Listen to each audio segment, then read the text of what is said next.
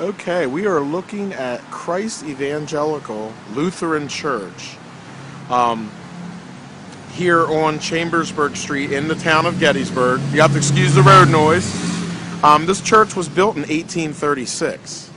And during the Battle of Gettysburg, this church on July 1st, very early on the 1st, was used as a field hospital. Its chancel, its aisles, and pews being filled with Union soldiers on July 1st, 1863.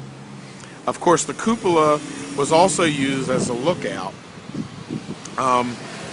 This church was the place of great suffering, and one of the saddest stories that happened here on this church was as the 90th Pennsylvania retreated through the town.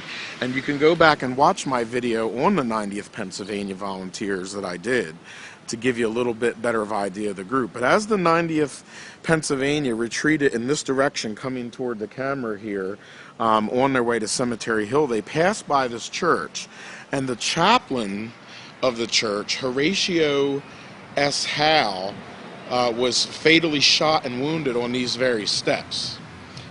Later on, the Survivors Association of the 90th Pennsylvania and the Friends of the Chaplain dedicated this monument, which reads, "In Memoriam, Reverend Horatio S. Howe, Chaplain, 90th Pennsylvania Volunteers, was cruelly shot dead on these church steps on the afternoon of July 1st, 1863.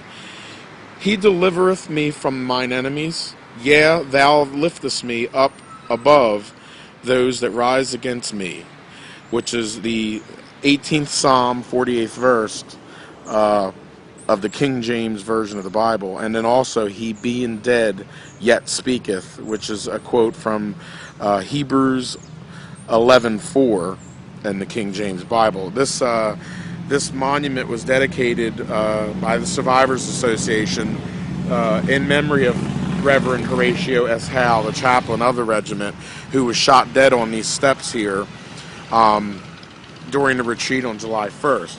Until a few years ago, actually, there were two witness trees that stood out in front of the church, and here are the remaining stumps of the witness trees here.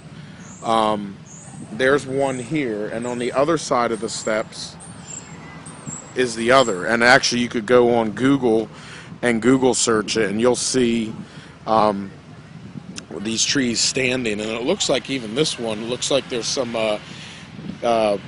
sprouts from the original tree that are growing. So that would be kind of cool to see the seedlings of the original trees grow. This church, completed in 1836, is the oldest continually used for worship church in Gettysburg. As I said, when the early on the battle, the church doors were thrown open to serve as a field hospital. And within a few hours, all the chancel, pews, and aisles were filled to capacity with stricken and suffering soldiers. It was on July 7th, just a few days after the battle, after the Confederate withdrawal from town, that the church conducted a brief service for the parishioners and patients of the hospital. And a witness, Mary Horner, wrote, "The experience was uplifting and memorable, the pathos of these poor wounded men as they sang." And of course, they kept this as a field hospital until July 29th. And then on July 29th, all the soldiers that were in here were taken out of here and taken by wagon in that direction there, which is east on Route 30, to Camp Letterman. And you can go back and watch my videos that I did on Camp Letterman. So this is the Christ Evangelical Lutheran Church here on Route 30 here in Gettysburg. And next to it, which is the parish house today, is actually another Civil War building called the Hill House, which also was completed in 1836. This is the Christ Evangelical Lutheran Church here on Chambersburg Street in Gettysburg on Gettysburg Battlefield Facebook.